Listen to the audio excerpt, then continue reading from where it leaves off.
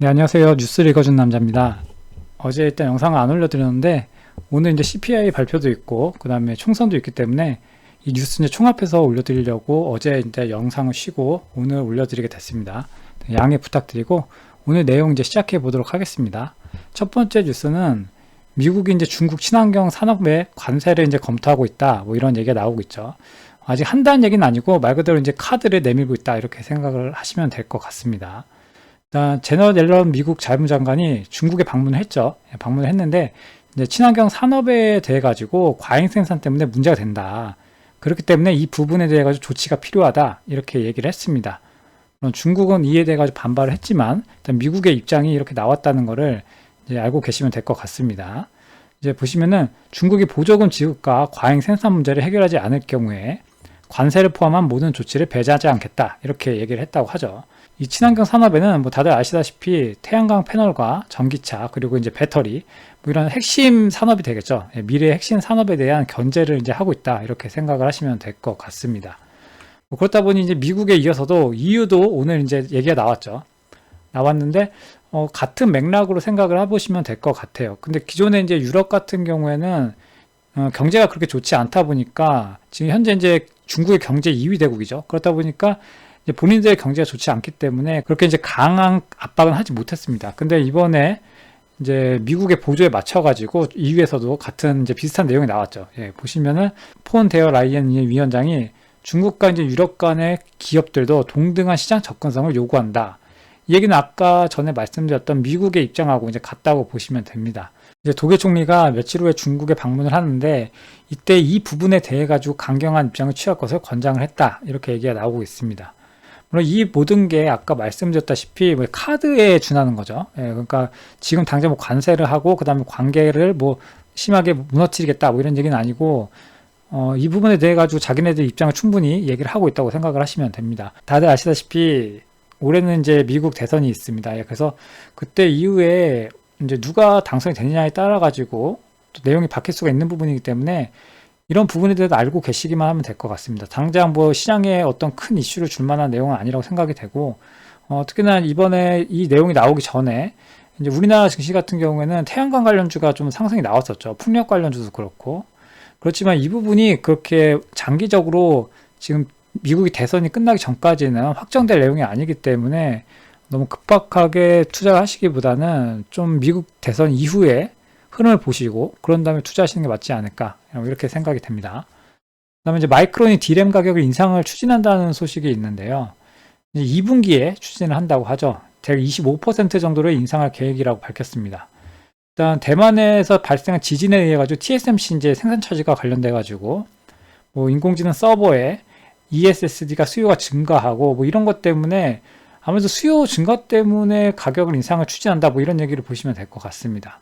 이렇다 보니까 다들 아시다시피 저희 우리나라 같은 경우에 삼성전자와 SK 하이닉스가 메모리 반도체가 굉장히 높죠. 점유율이. 그렇다 보니까 삼성전자와 SK 하이닉스에도 가격적으로 협상해서 긍정적인 영향을 미칠 것이다. 뭐 이런 얘기가 나오면서 삼성전자 같은 경우는 추후에도 실적 개선이 더 이뤄질 가능성이 있다. 이렇게 생각을 하시면 될 것 같습니다. 다음에 B2 이야기가 있는데 한 달 새에 1조가 증가했다고 합니다. 예, 그래서 지금 저번에도 한번 뉴스에서 말씀을 드렸던 것 같아요. 잔액이 지금 20조 원에 육박하고 있다.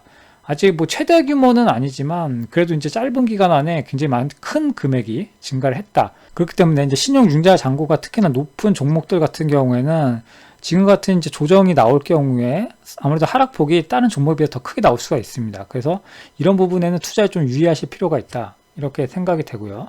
이렇게 보시면 시가총액, 특히나 시가총액이 작은 종목들, 변동성이 큰 종목들, 이런 종목들은 특히나 투자에 유의를 하실 필요가 있습니다. 여기 나오는 게 보면은 대체적으로 이제 팹리스 반도체, 텔레칩스나 아니면은 그다음 HLB 바이오스텝, HLB 그룹주죠. 그리고 FNS테크, 에이텍, 뭐 에이텍 같은 경우 총선이니까 이제 끝났다고 보시면 되고, 뭐 FNS테크나 텔레칩스 같은 경우에는 결국은 이제 반도체죠. AI에 의한 반도체가 워낙에 시장이 강했었기 때문에 이쪽으로 신용잔고도 많이 물리고 B2가 그만큼 많이 들어왔다. 그렇기 때문에 이런 종목들은 특히나 하락이 할 경우에는 리스크 관리에 특히 주의하셔야 된다. 이렇게 말씀을 드리겠습니다. 다음에 이제 카카오톡 사용자 급감했다는 소식입니다. 사실 이거는 작년이나 재작년부터 계속 나왔던 얘기이긴 한데 이번에 특히나 좀 많이 떨어졌다고 해요. 특히나 급감 수준이라고 얘기를 하는데, 여기 보시면은 월간 활성 이용자 수가 지속적으로 감소했다. 아까 말씀을 드렸죠. 이게 이제 당장 나온 건 아니고 한 1, 2년 전부터 계속 나왔던 내용이긴 한데, 지금 이제 지속적으로 감소를 하면서 1년 10개월 만에 4,500만 명 아래로 떨어졌다. 그리고 이는 2022년 5월 이후 처음이며 지난해 4월 대비 210만 명 이상이 감소한 수치다. 이게 굉장히 큰 숫자입니다. 그래서 이만큼의 숫자가 카카오톡에서 이제 떨어져 나갔다. 이렇게 생각을 하시면은 카카오톡을 가지고 계시거나 카카오톡에 투자할 생각이 있으신 분들은 좀 생각을 바꿔보시는 게 좋지 않을까 이렇게 생각이 들어요. 물론 카카오가 바로 뭐 무너지거나 그런 회사는 아니지만 그래도 이렇게 감소폭이 클 때는 특히나 이제 카카오 같은 경우에는 다들 아시다시피 이 카카오톡을 중심으로 해가지고 뻗어나가는 방식으로 사업이 운영되기 때문에 카카오톡에서 이제 사용자 자체가 준다는 거는 그만큼 모든 부분에서 사용자가 감소할 가능성이 있습니다. 그래서 그 부분도 생각을 하셔야 되는 부분이 있고, 이렇게 카카오톡이 감소를 할 때 어떤 쪽에서 이제 상승이 나왔냐? 대부분 이제 인스타그램과 유튜브에서 상승이 나왔다는 거죠.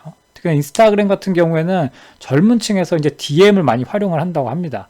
뭐 저 같은 경우도 저는 인스타그램 DM을 자주 활용하진 않지만 우리 이제 조카들 같은 경우에는 지금 나이가 이제 초등학교 저학년에 있는데 그런 나이대에서는 이제 카카오톡보다는 뭐 인스타그램을 특히 많이 사용한다고 해요. 그래서 이 부분에 대해 가지고는 추후에 이 아이들이 좀 더 크면은 결국 이제 성인이 되잖아요. 결국 주 소비층이 되기 때문에 앞으로 이 추세가 한동안은 이어질 가능성이 높다 이렇게 생각을 하시면 될 것 같습니다.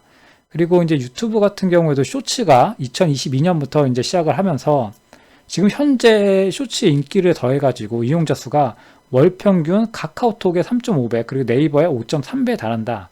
이렇게 알려지고 있습니다. 그래서 카카오톡 같은 경우에는 현재로서는 뭐 좋은 뉴스가 거의 없죠. 그렇다 보니까 뭐 가지고 계신 분들은 뭐 일단은 대기를 하셔야 되겠지만 신규 메시저분들 같은 경우에는 좀 더 주의를 요할 필요가 있어 보입니다.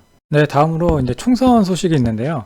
현재 제가 이 녹화를 하고 있는 시간이 지금 9시 한 40분 정도가 되는데, 지금까지 나온 내용만 토대로 말씀을 드리면 일단 큰 이변이 없는 이상은 민주당이 이제 압승할 전망하고 있습니다. 그래서 뭐 현재 나오는 얘기로는 좀 틀릴 수는 있지만, 뭐 야권이 200석이 넘어갈 거다. 아니면 여권이 개헌 저지선인 100석을 획득할 거다. 뭐 이런 얘기들이 나오는데, 이거는 약간 좀 극과 극을 얘기한 얘기가 있는 것 같고, 이전 총선하고 약간 비슷한 정도로 나오지 않을까 예상은 합니다. 뭐, 이렇게 나온다고 하면은, 뭐, 문제가 좀 있을 수도 있겠죠. 근데, 일단 한 180석 정도 대부분 예상을 하기 때문에 그 정도로 예상을 한다고 하면은, 일단 그렇다고 하더라도, 기존과 마찬가지로 여소야대가 큰 폭으로 진행이 되기 때문에, 조기 레임덕 가능성을 무시를 할 수가 없습니다. 그렇다 보니까 이제 금투세도 그렇고, 여러 가지 이제 여당이 이제 집중하고 있는 정책들이 제대로 진행이 안 될 가능성이 있기 때문에 이런 부분들은 투자신 종목들이 영향을 받는 업종이면은 잘 체크를 해보셔야 될 것 같아요. 그리고 이제 방금 CPI도 발표가 났는데 예상치를 상회하는 내용이 나왔습니다. 원래도 CPI가 좀 높게 나오지 않을까라고 생각을 했는데도 그것조차도 이제 넘어서는 예상치가 나왔습니다. 그래서 3.5%가 나왔고 이는 이제 전달 대비 0.4%가 이제 상승한 겁니다. 그래서 전문가 예상치를 넘어섰다. 기존에 제가 알기로는 이제 3.2% 정도로 생각을 했다고 알고 있는데 그것조차보다 한참 올라간 거죠. 뭐 근원 CPI도 3.8%로 전월 대비 0.4%가 상승했다. 이 또한도 시장 예상치를 초과했다. 그렇다 보니까 현재 녹화하고 있는 현 시점에 뭐 비트코인 같은 경우에도 강하게 하락이 나오고 있고 뭐 미국 나스닥 선물도 강하게 하락이 나오고 있습니다. 물론 하락이 나오고 있다고 해서 이게 뭐 끝까지 이어질지는 봐야겠죠. 뭐 다시 아래꼬리 달고 올라올 수도 있는 부분이고 충분히 어느 정도 예상을 했던 부분이긴 한데 그래도 일단 지수가 상당히 올라가다가 정체된 상황에서 이제 뉴스가 나온 거기 때문에 내일 아침에 보시고 만약에 이제 CPI가 발표된 다음에 미국장이 회복을 못하고 마감이 되면은 그러면은 당장 신규 매수는 조금 자제하실 필요가 있지 않나 생각을 합니다. 그래서 지금 이 내용 같은 경우에는 전에 이제 뉴스에서 말씀드렸는데 금리 인상 가능성이 조금씩 나오고 있다 이런 얘기 했잖아요. 그렇다고 이제 금리 인상은 아니지만 금리 인하 횟수는 줄 거다 뭐 이런 얘기가 있었는데 이번에 예상치보다 좀 높게 나오면서 연내 금리 동결 가능성 시사가 나온다, 뭐 이런 얘기가 있습니다. 이렇게 되면은 사실 지금까지 증시를 끌어올릴 때 처음에 연초에는 최소 연 3회 정도의 금리 인하를 기대를 했는데